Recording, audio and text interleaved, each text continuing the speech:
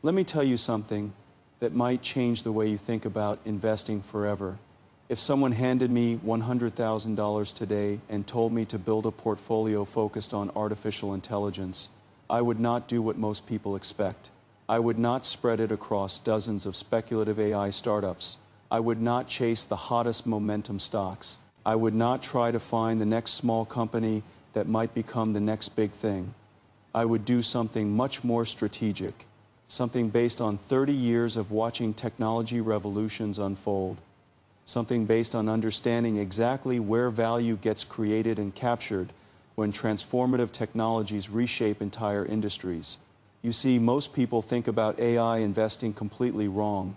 They think the goal is to find the company building the smartest AI, the company with the best chatbot, the company with the most impressive demo. They watch a viral video of an AI doing something amazing and they immediately want to know what stock to buy. But that is not how wealth gets created during technological transformations. The real money is made by owning the infrastructure, the picks and shovels, the platforms that everyone else depends on regardless of which specific applications succeed. I learned this lesson the hard way over 3 decades in Silicon Valley. I have watched countless brilliant technologies fail because they did not control critical infrastructure. I have watched mediocre technologies succeed spectacularly because they owned the platform layer, and I have built a company that went from a Denny's restaurant to a $3 trillion market cap by understanding exactly where to position yourself in a technology stack. Today, I am going to show you exactly how I would allocate $100,000 to capture the AI revolution. I am going to walk you through each position, explain exactly why I would own it, and show you how these pieces fit together into a portfolio designed for maximum long-term wealth creation. This is not about quick gains or momentum trading. This is about positioning yourself at the critical control points of the most important technological transformation in human history. But first, let me share a story that will help you understand the framework I use for thinking about technology investments. Because without the right framework, even the best stock picks will not generate the returns you are looking for. It was 1999, the dot-com bubble was inflating to absurd proportions. Companies with no revenue, no business model, and no path to profitability were valued at billions of dollars. Everyone was trying to pick the next Amazon, the next eBay, the next big internet winner. Venture capitalists were throwing money at anything with a .com in the name. Initial public offerings were doubling on the first day of trading. People were quitting their jobs to day trade internet stocks. I watched this mania unfold with a mixture of fascination and concern. Not because I doubted the internet would transform the world. I knew it would. The internet was clearly going to be one of the most important technological developments in human history. The ability to connect every person and every business on the planet through a global network was obviously going to change everything. What concerned me was how people were investing in it. They were all chasing the application layer. They were trying to pick which website would win in each category, which pet supply website would dominate, which grocery delivery service would survive, which online retailer would become the leader, which travel booking site would capture the market. Everyone had opinions. Everyone thought they knew which applications would succeed. But here is what they missed. While everyone was fighting over the application layer, the real fortunes were being made at the infrastructure layer. Cisco was selling the routers and switches that made the internet work. Every packet of data that flowed across the internet went through Cisco equipment. Oracle was selling the databases that powered every website. Every website needed to store and retrieve data, and Oracle provided the software to do it. Sunday Microsystems was selling the servers. Every website needed hardware to run on, and Sunday provided that hardware. These infrastructure companies made money regardless of which .com survived. Pets.com needed routers from Cisco, databases from Oracle, servers from Sunday. So did Webvan. So did every other .com company, whether they succeeded or failed. The infrastructure providers collected revenue from everyone. When the bubble burst in 2000 and 2001, most of the application layer companies disappeared. Pets.com went bankrupt. Webvan went bankrupt. eToys went bankrupt. Cosmo went bankrupt. Hundreds of other .coms vanished overnight. The investors who had bet everything on picking the application layer winners lost fortunes. Retirement accounts were wiped out. Life savings disappeared. But the infrastructure layer companies survived. Yes, their stocks went down during the crash. Everything went down. Cisco fell over 80% from its peak, but they had real revenue, real customers, real business models. And when the internet revolution continued after the crash, as it inevitably would, these infrastructure companies continued to grow and prosper. The internet did not go away just because the bubble burst. People kept using it, companies kept building on it, and the infrastructure providers kept collecting revenue. That experience crystallized something important in my mind about technology investing. The infrastructure layer is where the durable wealth gets created. Applications come and go. They rise and fall based on consumer preferences, competitive dynamics, and pure luck. Platforms persist. Infrastructure endures. When you own the foundational layer that everything else depends on, you benefit regardless of which applications succeed. The same pattern repeated with mobile computing. When the smartphone revolution began after the iPhone launched in 2007, everyone was trying to pick which apps would win, which mobile game would dominate, which social network would capture mobile, which mobile commerce company would succeed. App Store charts became obsessions. People tried to identify the next Angry Birds or the next Instagram, but the real fortunes were made by companies at the infrastructure layer. Apple with iOS controlled the platform that every app needed to reach iPhone users. Google with Android controlled the platform for everyone else. Qualcomm with mobile processors provided the chips that powered every smartphone. ARM with chip architectures licensed the fundamental technology that every mobile processor used. The tower companies that built cell phone infrastructure collected rent from every carrier, regardless of which phones people bought. These infrastructure companies made money regardless of which apps succeeded. Every mobile game needed to run on iOS or Android. Every social network needed to work on Qualcomm processors. Every smartphone user depended on cell tower infrastructure. The application layer was competitive and unpredictable. The infrastructure layer was stable and growing. Now we are in the AI revolution, and I see the same pattern playing out again. Everyone is chasing the application layer. Which AI chatbot will win? Which AI writing assistant will dominate? Which AI image generator will succeed? Which AI coding tool will capture the developer market? People are obsessing over ChatGPT versus Claude versus Gemini versus whatever the newest entrant might be. They are making the same mistake that dot-com investors made in 1999. They are trying to pick winners at the application layer when they should be positioning at the infrastructure layer. The smart money is positioning at the infrastructure layer. The compute infrastructure that every AI system needs to train and run.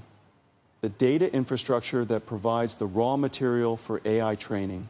The cloud platforms that provide the scalable resources for AI deployment. The semiconductor manufacturing that produces the chips everything depends on. The companies that will make money regardless of which AI applications succeed, because every AI application needs their products and services. That is the framework I use for building an AI portfolio. Now let me show you exactly how I would allocate $100,000. The first position I would take is in my own company. I would allocate $30,000 to NVIDIA. That is 30% of the portfolio in a single position, which might seem aggressive. Let me explain why this concentration is justified. Artificial intelligence requires an enormous amount of computing power. This is not a nice to have. This is fundamental physics. Training a large language model like GPT-4 requires thousands of specialized processors running for months. The compute requirements are measured in tens of millions of dollars worth of processing time. Running inference on those models at scale, serving millions of users making billions of requests, requires massive data center deployments with thousands of accelerators working in parallel. Every AI application in the world, every chatbot, every image generator, every recommendation system, every autonomous vehicle, they all need specialized compute.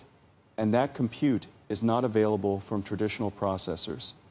CPUs were designed for general-purpose computing for running operating systems and spreadsheets and web browsers. AI workloads require something fundamentally different. They require massive parallel processing capabilities. They require specific mathematical operations executed at enormous scale. They require memory architectures designed for the data patterns of neural networks. And we dominate that market. Our GPUs power over 80% of AI workloads worldwide. Every major AI lab uses our chips. OpenAI trained GPT-4 on our hardware. Google uses our chips despite having their own TPUs. Meta uses our chips for their Llama models. Anthropic uses our chips. Every major cloud provider offers our infrastructure as their primary AI compute option. Every major enterprise deploying AI is buying our products. This is not a position that competitors can easily attack. We have been building this technology for 20 years, not 5 years, not 10 years, 20 years. We started developing GPU computing capabilities for scientific applications long before anyone was talking about artificial intelligence. When deep learning emerged, we were perfectly positioned because we had been building parallel computing architectures for 2 decades. We have software ecosystems that developers depend on. CUDA, our parallel computing platform, has been adopted by virtually every AI researcher and developer. Millions of people have learned to program in CUDA. Thousands of libraries and frameworks depend on CUDA. Switching to a different platform means rewriting code, retraining developers, abandoning years of accumulated expertise. The switching costs are enormous. We have manufacturing relationships that took decades to build. Our partnership with TSMC gives us access to the most advanced semiconductor manufacturing in the world.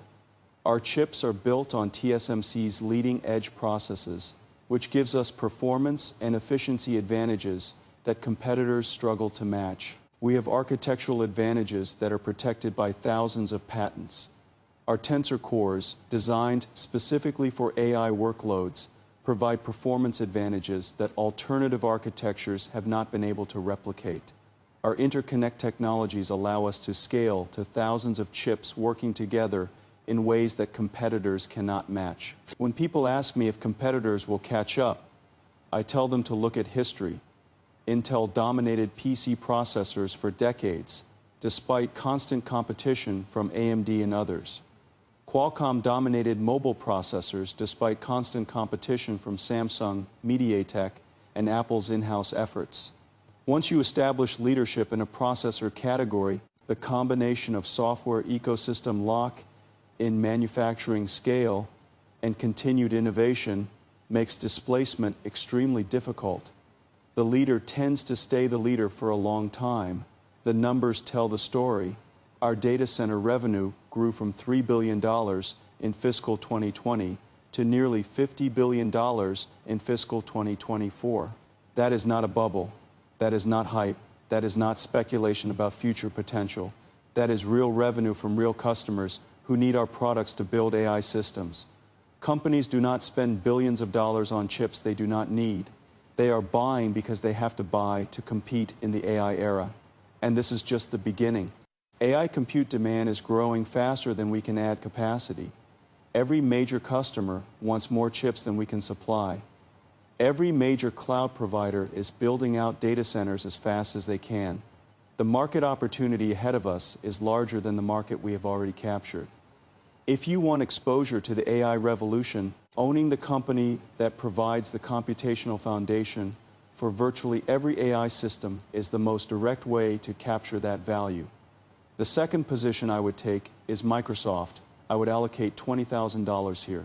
Microsoft has executed one of the most impressive strategic pivots in corporate history a decade ago. They were written off as a legacy software company that had missed mobile and was slowly becoming irrelevant.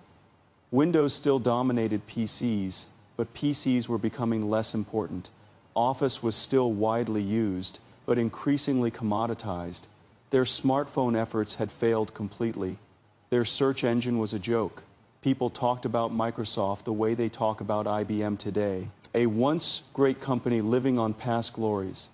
Today, They are at the center of the AI revolution. Satya Nadella transformed the company by focusing on cloud computing and now artificial intelligence. The turnaround has been remarkable.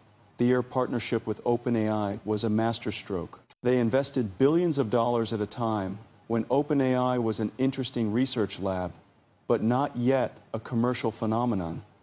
They gained exclusive commercial rights to the most advanced AI models in the world.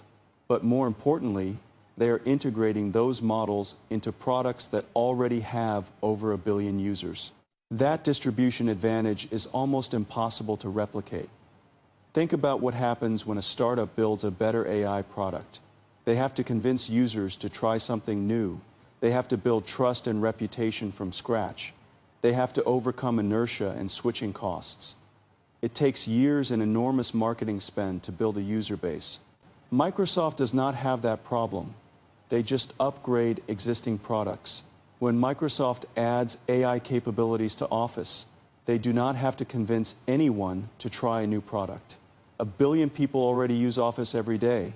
They open Word and suddenly they have AI writing assistants. They open Excel and suddenly they have AI data analysis. They open Outlook and suddenly they have AI email composition. The adoption friction is almost zero, and the switching costs are enormous. A company that has built their entire document management system around SharePoint, their entire communication system around Teams, their entire email system around Exchange, their entire identity system around Active Directory. That company is not going to rip all of that out to use some AI startup's offering. The integration costs would be enormous. The disruption would be massive. The risk would be unacceptable. They are going to use Microsoft's AI because it is already integrated into everything they use. Azure, Microsoft's cloud platform, is one of the 3 dominant infrastructure providers in the world. Every company building AI applications needs cloud infrastructure. They need compute, storage, networking, security, identity management, and dozens of other services. Microsoft provides all of that while also offering exclusive access to OpenAI's models. It is vertical integration at its finest. You cannot get GPT-4 at the same scale and reliability from any other cloud provider. The enterprise relationships Microsoft has built over 40 years give them advantages that no competitor can match. Every department in the world has existing relationships with Microsoft. Every business has Microsoft licenses. Every enterprise architect knows how to work with Microsoft technologies. This distribution network took 4 decades to build. You cannot replicate it in 5 years or 10 years. Microsoft is trading at a premium valuation, but I believe that premium is justified by their unique position. They have the best AI models through OpenAI, the best enterprise distribution through Office and Windows, and one of the best cloud platforms through Azure. That combination is extraordinarily powerful. The third position I would take is Alphabet, the parent company of Google. I would allocate $15,000 here. Google might seem like an obvious choice for an AI portfolio, but I think most people underestimate just how strong their position really is. They see that ChatGPT has captured attention and assume Google is losing the AI race. That is a superficial analysis that misses the deeper dynamics. Google has something that no other company can match: data. They process over 8 billion searches per Dalton Y. Every single day, billions of people tell Google exactly what they want to know, what problems they are trying to solve, what questions they need answered. That data is gold for training AI systems because it represents real human intent at massive scale. They have YouTube with over 2 billion monthly active users, watching 1 billion hours of video daily. That is the largest collection of video content in human history, all labeled with metadata about what people watch, how long they watch, what they skip, what they share. Training AI to understand video requires exactly this kind of data. They have Gmail with nearly 2 billion users. They know how people write emails, how they structure professional communications, how they respond to different types of messages. They have Google Maps, used by over 1 billion people. They know how people navigate, what businesses they visit, what routes they prefer. They have Android running on over 3 billion devices.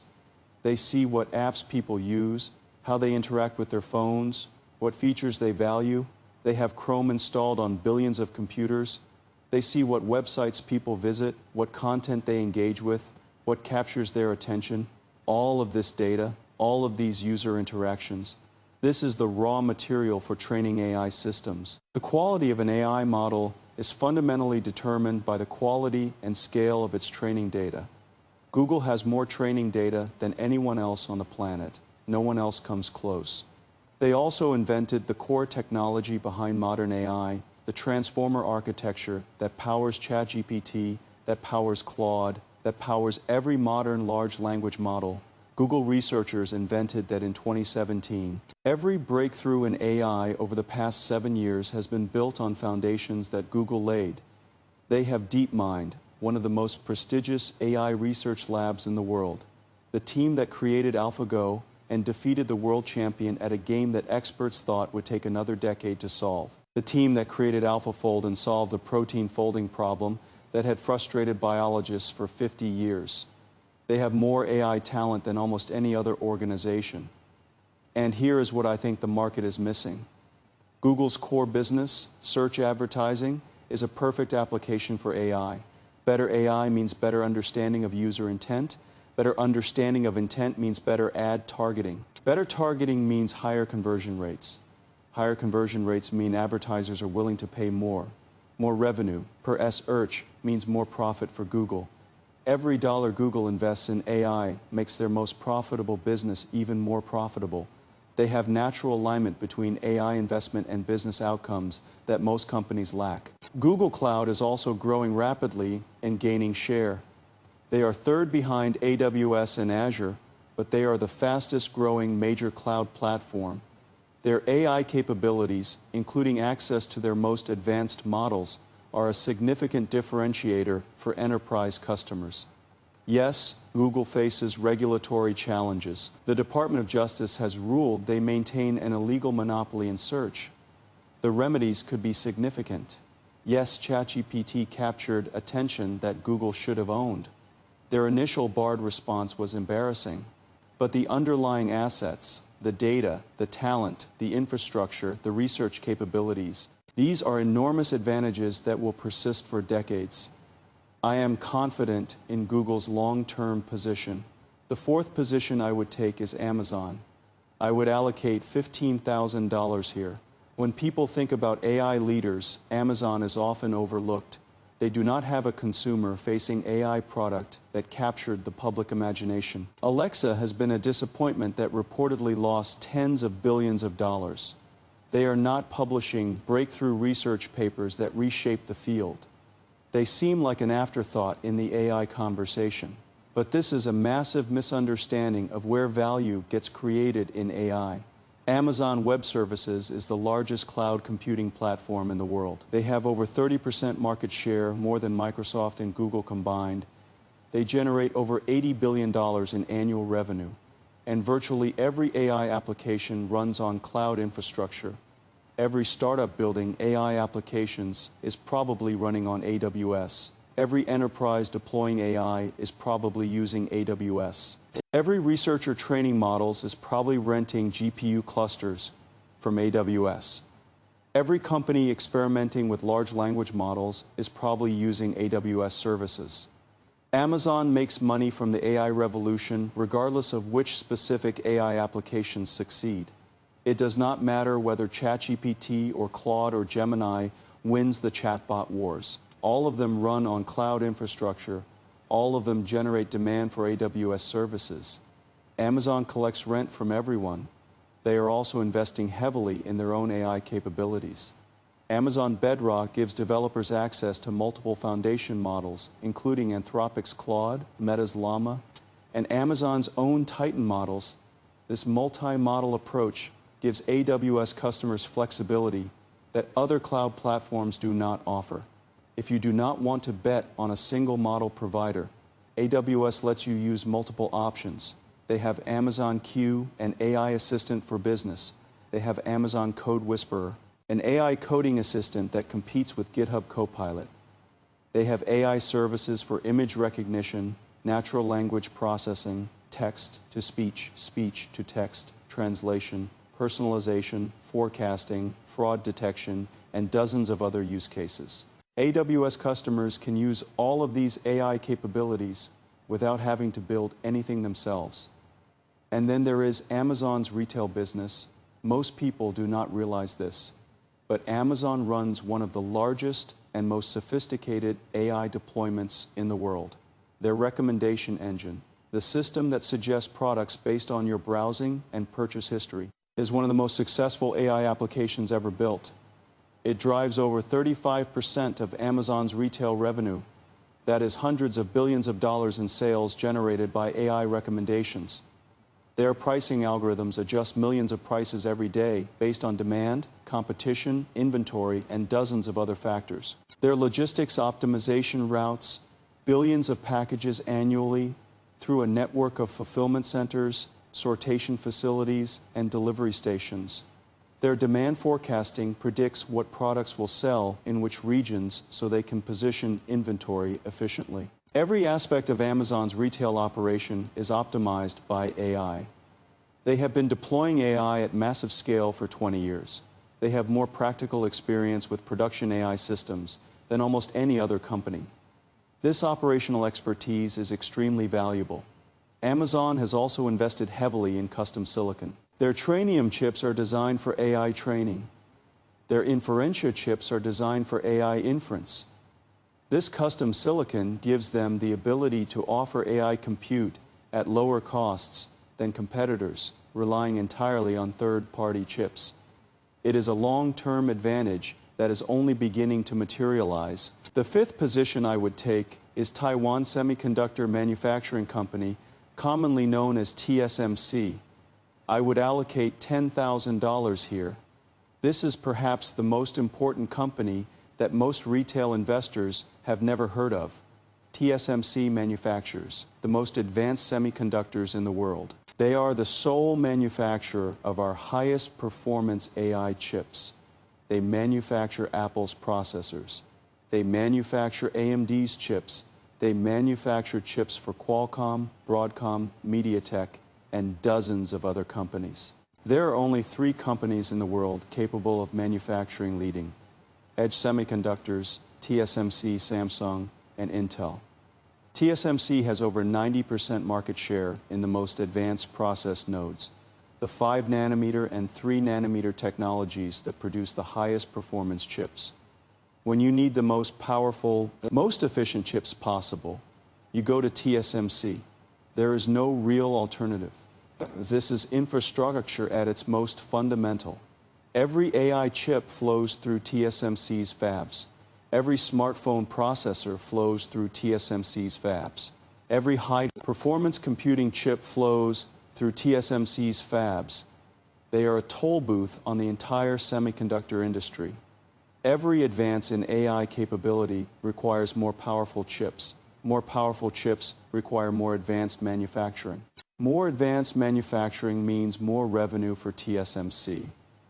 The AI revolution is directly aligned with TSMC's growth trajectory.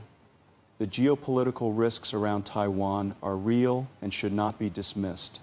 China claims Taiwan as its territory, and military conflict cannot be ruled out.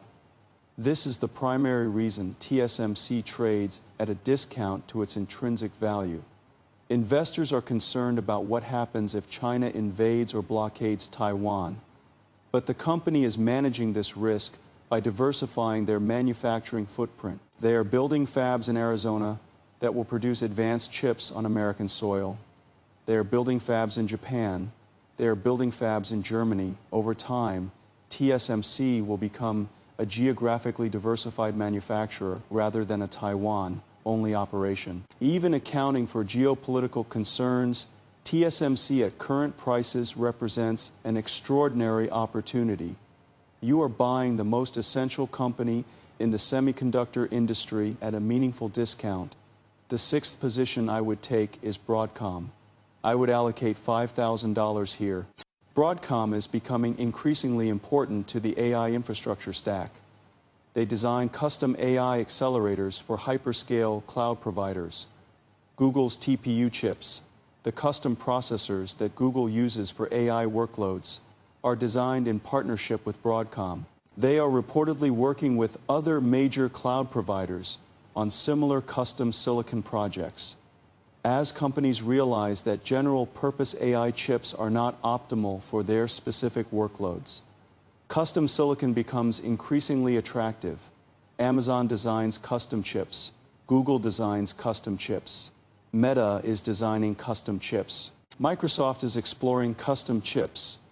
And Broadcom is the leader in designing these custom solutions. They also have a massive networking business. AI data centers require enormous amounts of networking bandwidth. Training a large language model requires coordinating thousands of GPUs, moving massive amounts of data between processors. This requires specialized networking chips and infrastructure. Broadcom is a dominant player in data center networking. Their software business provides additional diversification. They own VMware, one of the most important infrastructure software companies. They have enterprise software businesses that generate stable, recurring revenue. This diversification reduces risk while the AI-related businesses provide growth. The seventh and final allocation I would make is to keep $5,000 in cash or short-term treasuries. Having cash reserves allows you to take advantage of opportunities when they arise. Technology investing is volatile. There will be corrections and crashes. Having cash when others are panicking is how fortunes are made. The cash also provides psychological stability. When markets drop, having reserves makes it easier to stay calm and avoid selling at the bottom. Now let me explain how these positions fit together and address the questions you might have. The total allocation is $100,000. $30,000 in NVIDIA, $20,000 in Microsoft, $15,000 each in Alphabet and Amazon, $10,000 in TSMC, $5,000 in Broadcom, and $5,000 in cash. This portfolio is concentrated in infrastructure. Every position either builds AI infrastructure, provides AI infrastructure as a service, or depends on AI infrastructure demand. These are not speculative bets on which AI application will win. This portfolio is concentrated in proven companies with real revenue, real profits, and real competitive advantages. There are no startups or pre-revenue companies. This portfolio is diversified across the AI value chain: computing, cloud platforms, data assets, manufacturing, networking. If one segment underperforms, others provide stability. This is designed for long-term compounding over 10, 20, 30 years, not for trading or timing the market. Let me address some common questions about this approach. Why no pure play AI companies like OpenAI or Anthropic? Because they are not publicly traded. You get exposure to them indirectly through Microsoft and Amazon, which have the major partnerships. Microsoft owns a significant stake in OpenAI and has exclusive commercial rights to their technology. Amazon has invested billions in Anthropic and made them a key partner for AWS. You capture the upside of these companies through the publicly traded partners. Why no AI application companies? Because the application layer is where the risk is concentrated. We do not know which applications will win long term. Will ChatGPT dominate forever? Will someone build something better? Will enterprise applications matter more than consumer applications? The questions are unanswerable. The infrastructure layer is more predictable because everyone needs it regardless of which applications succeed. Why so much concentration in mega-cap technology companies? Because that is where the AI value is being created and captured. Small companies cannot invest tens of billions in AI infrastructure. They cannot build distribution to billions of users. They cannot accumulate the data needed to train world-class models. They cannot attract the engineering talent needed to compete at the frontier. The AI revolution favors established giants with capital, scale, and existing platforms. Why no AMD or Intel? AMD is a good company making excellent products, but they are a distant second in AI accelerators in winner take most markets. Second place struggles to generate attractive returns. Intel is attempting a turnaround but faces enormous challenges. Their manufacturing technology has fallen behind TSMC. Their AI chip efforts are nascent. The uncertainty is too high. Why no Chinese AI companies? They face regulatory risks that make them uninvestable for Western investors. The Chinese government has shown willingness to destroy shareholder value overnight for political reasons. Alibaba, Baidu, and Tencent are doing impressive AI work, but the risk-reward is not attractive given the regulatory environment. Now let me discuss how to manage this portfolio over time. The goal is to hold these positions for the long term. Ideally for a decade or more, the AI revolution will unfold over decades, not quarters. Short-term fluctuations are noise. What matters is the underlying growth of AI adoption and the competitive positions of the companies you own. Resist the temptation to trade frequently. Every trade incurs costs, transaction fees, bid-ask spreads, taxes on gains. These costs compound over time and erode returns. The investors who generate the best long-term returns are the ones who find great companies and hold them through volatility. Rebalance periodically, but not obsessively. If one position grows to dominate your portfolio, consider trimming it. If one position underperforms significantly, consider whether the thesis has changed. Annual rebalancing is sufficient for most investors. More frequent adjustments typically subtract value rather than add it. Stay informed, but do not react to every piece of news. The financial media is designed to generate attention, which means exaggerating the significance of short-term events. A quarterly earnings miss does not change the long-term trajectory of AI adoption. A competitor announcement does not necessarily threaten the competitive position of an established leader. Maintain perspective. Focus on the long-term trajectory, not the daily noise. Add to positions over time if you can. Dollar cost averaging during market weakness is an excellent strategy. Having a systematic plan to invest additional capital takes emotion out of the process and ensures you buy more when prices are low. Let me also discuss the risks this portfolio faces, because every investment has risks and you should understand them clearly before committing capital. Valuation risk is real. These companies trade at premium valuations reflecting their AI exposure. If AI growth disappoints, if adoption is slower than expected, if competition intensifies faster than anticipated, these stocks could underperform or decline significantly. You are paying for growth that has not yet materialized. Concentration risk is inherent in an AI-focused portfolio. If AI turns out to be overhyped, if the technology hits fundamental limitations, if the revolution stalls, a portfolio concentrated in AI infrastructure will suffer. Diversification across the AI value chain helps, but cannot eliminate this risk. Regulatory risk is increasing. Governments worldwide are considering AI regulation that could slow adoption or increase costs for AI companies. Antitrust actions against big tech continue. Export controls on AI chips affect multiple companies in this portfolio. The regulatory environment could become significantly more challenging. Competitive risk should not be ignored. New chip architectures could reduce demand for GPUs. Cloud market shares could shift as competition intensifies. New entrants could disrupt established players with better technology or business models. Technology leadership is never permanent. Geopolitical risk affects the entire semiconductor supply chain. Taiwan Strait tensions create uncertainty for TSMC US.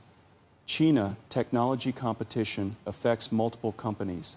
Export controls and potential sanctions add complexity. These risks are real. You should size your AI allocation accordingly. This $100,000 portfolio should be part of a larger diversified portfolio that includes other asset classes and investment styles. If AI is your only investment, you are taking on concentration risk that may not be appropriate for your situation. The AI revolution is the most important technological transformation of our lifetimes. It will create trillions of dollars in value over the coming decades. It will transform every industry, every company, every job. The companies that control the infrastructure of this transformation will be among the most valuable enterprises in human history. This portfolio is designed to capture that transformation, not through speculation on which specific applications will succeed, but through ownership of the foundational layer that every application depends on, not through chasing momentum and hype, but through identifying companies with durable competitive advantages that will compound value for decades. I have spent 30 years building technology infrastructure. I have watched multiple technology revolutions unfold. I have seen how value gets created and captured when transformative technologies reshape entire industries. And based on everything I have learned, everything I have experienced, everything I understand about how technology markets work, this is how I would allocate $100,000 to capture the AI revolution. The companies are positioned at critical control points. The infrastructure they provide is essential to every AI application. The competitive advantages are durable and difficult to replicate. The growth opportunity is enormous and still in its early stages. The opportunities are extraordinary. The companies are exceptional. Timing is early in a multi-decade transformation. What happens next is up to you.